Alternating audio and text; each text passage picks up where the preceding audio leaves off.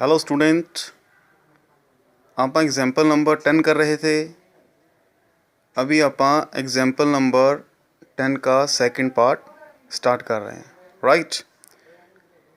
So our method is capitalisation method, right. And under capitalisation method we will use the average profit method, right. So in the second part or second case of example 10,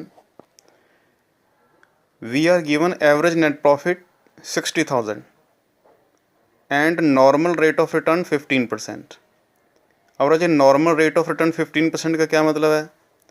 राजे इसका मतलब है कि हमारी business की इतनी ज़्यादा reputation है कि हम एक नया बिजनेस खोलें, ठीक है, तो हमें बिल्कुल कम कैपिटल लगाकर भी 15% प्रॉफिट मिल सकता है, ठीक है। तो ये एक प्रकार से प्रॉफिट की परसेंटेज है।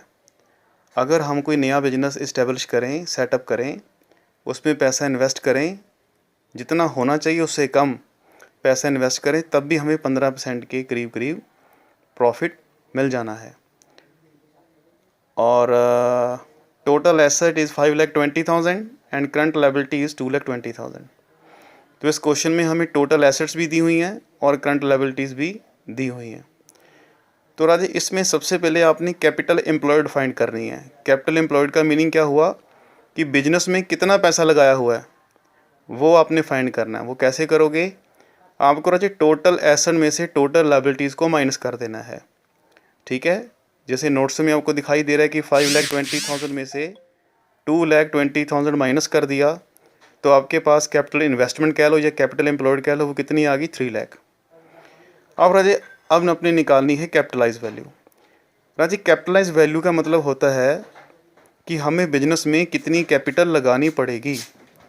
और अगर आप एवरेज प्रॉफिट मेथड यूज़ कर रहे हो तो आपको एवरेज प्रॉफिट देखना है कि कितना दिया हुआ है।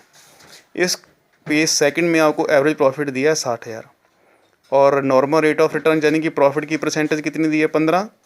अब राजे यहाँ पे 100/15 क्यों लिखा है? क्योंकि राजे इसमें हम 60,000 का 15% नहीं निकाल रहे। ये जो 60,000 रुपये आपको दिया है एक्चुअल में ये 15% के बराबर है।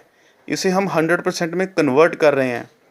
इसका मतलब ये हुआ कि अगर आपको 60,000 रुपया प्रॉफिट कमाना है तो आपको कैपिटल कितनी लगानी पड़ेगी, ये मतलब है 100% में कन्वर्ट करने का। यानी कि कैपिटलाइज वैल्यू का मतलब ये है कि आप प्रॉफिट के बेस पे ये पता करने की कोशिश कर रहे हो कि इतना प्रॉफिट कमाने के लिए आपको कैपिटल कितनी लगानी पड़ेगी। इसलिए हम 15% को 15/100 नहीं लिख रहे, 100/15 लिख रहे हैं, क्योंकि यहाँ पे प्रॉफिट के बेस पे कैपिटल निकाली जा रही है। तो आपको पता लग गया कि आपकी कैपिटल वैल्यू कितनी आ गई है? 4 लाख। यानी कि अगर आप 60,000 रुपये का एवरेज प्रॉफिट चाहते हो तो आपको बिजनेस में 4 लाख रुपया इन्वेस्ट करना पड़ेगा। अब आपको गुडविल कैसे निकालनी है? अगर आप एवरेज प्रॉफिट मेथड लगा रहे हो तो सबसे पहले आपको कैपिटलाइज वैल्यू निकालनी है, वो आपने निकाल ली 4 लाख। इसमें से रजी जितनी कैपिटल आपने एक्चुअल में बिजनेस में इन्वेस्ट कर रखी है वो माइनस कर दो। ऊपर आपने कैपिटल एम्प्लॉयड निकाली थी 3 लाख और नीचे कैपिटलाइज वैल्यू निकाली थी आपने 4 लाख। तो 4 लाख में से 3 लाख माइनस करोगे तो आपके पास जो गुडविल की वैल्यू है वो कितनी आ जानी है? 1 लाख।